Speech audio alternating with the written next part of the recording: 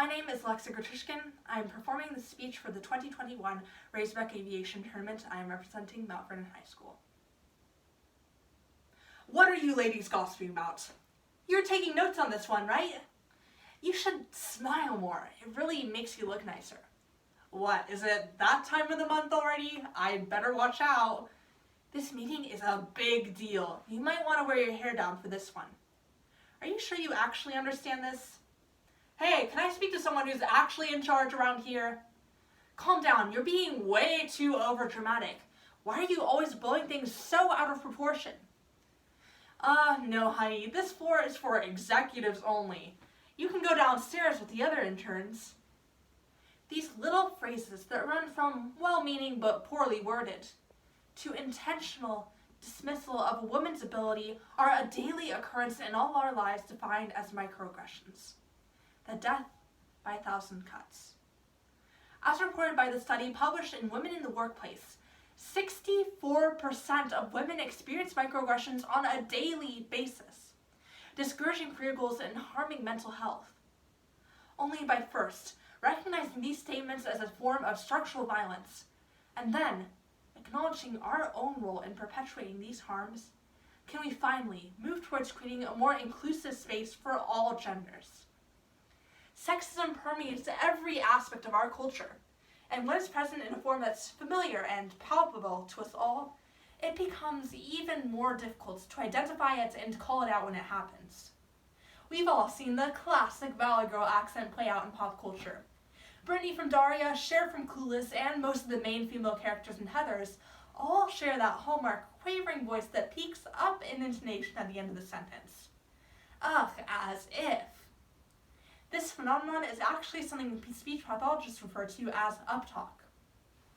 And as explained by a study conducted by the University of California, this practice actually dates all the way back to the 1950s and originated as a way for the speaker to hold their ground as they're talking.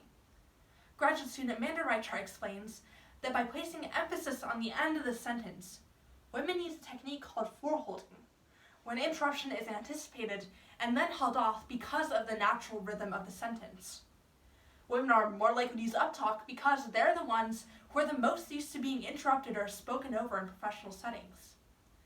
And yet, as usual, society completely overlooks all this nuance.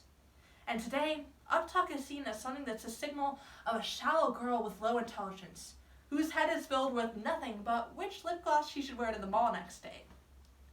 This judgment of women continues in professional settings as well.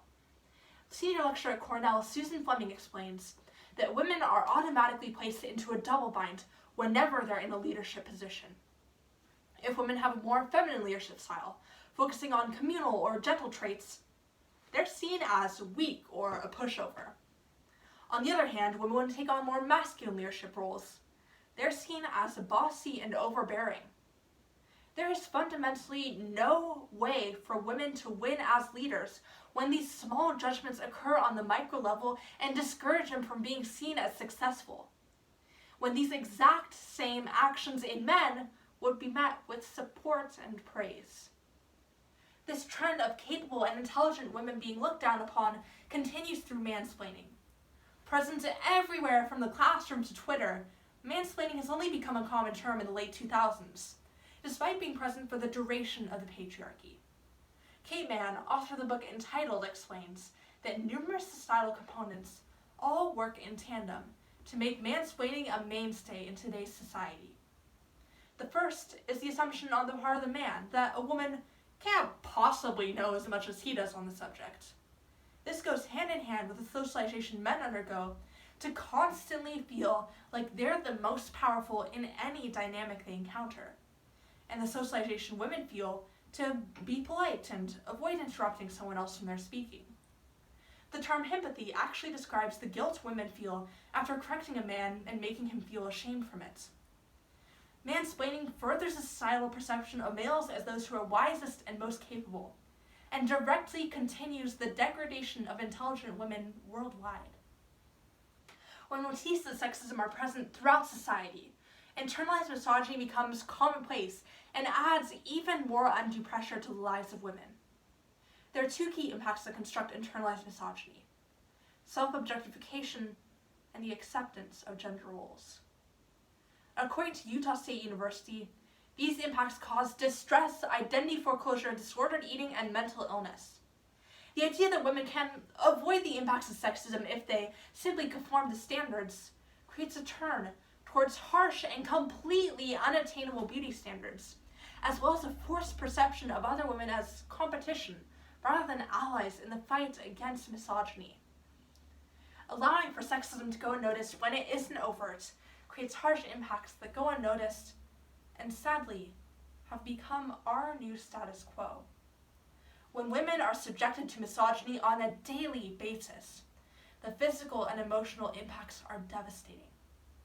For starters, negative stereotyping harms women's careers by making them less likely to join traditionally male-dominated fields, and less likely to be offered leadership positions across all jobs. Research in psychology of women quarterly found that experiences of sexism shared similar symptoms to PTSD and made women more likely to binge drink or smoke as a coping mechanism. And sexism that seems small or indirect leads directly to real-world violence. Because as the University of Sussex explains, sexism contributes to rape culture and makes direct violence against women seem more excusable and causes more women to feel fearful about sharing their stories or coming forward. These impacts grow beyond the individual scale and manifest themselves on international as well as global stages. This is seen in the United States through the lack of female representation in politics. The Democratic primaries this year had one of the most diverse candidate fields we have seen in recent years. And yet, despite Democrats priding themselves on progressive ideas about gender, covert sexism was still a driving factor in candidate selection. A Washington Post analysis placed voters into 4 categories, ranging from least to most sexist. When the least sexist quartile was analyzed, candidate Elizabeth Warren was neck and neck with Joe Biden for votes. But when analyzed in the most sexist quartile, this percentage dropped by an astounding 30%. Additionally, a Utah State University study exclaims that women who experience higher levels of internalized misogyny are more likely to vote candidates into office who use sexist language or who even directly promote policies that harm women. These factors both act as barriers to us having a true democracy and a representative government, hurting our soft power and credibility worldwide. These impacts manifest themselves internationally as well.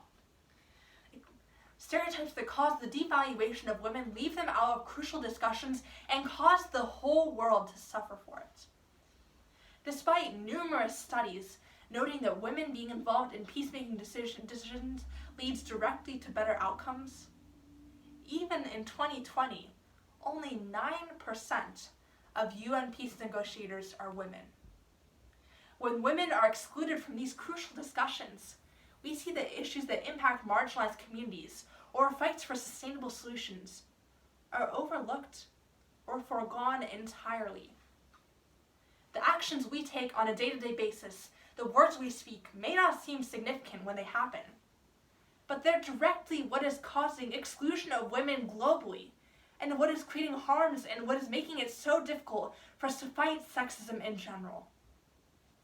The most difficult thing about addressing everyday sexism is that it seems palpable to us all. It's in the word, it's every day. It seems commonplace and not that big of a deal. But by training ourselves to call out ourselves as well as others when we see sexist actions in the real world, we can break down the barriers that women are facing step by step. Asking the perpetrator questions or calling for clarification of what they said is a great way to call people out on their sexist language without making them feel attacked, thus making them more likely to learn about the harm behind their actions and change their behavior in the future. For women, coping with internalized misogyny can mean reaching out to a therapist, or simply beginning to deconstruct that version of an ideal woman that society has constructed in all our minds. These actions may not feel life-changing, but by taking these small steps day by day, we will see the actions and the power of women flourish globally to create a future where women are able to be successful, empowered, and included without it being a question anymore.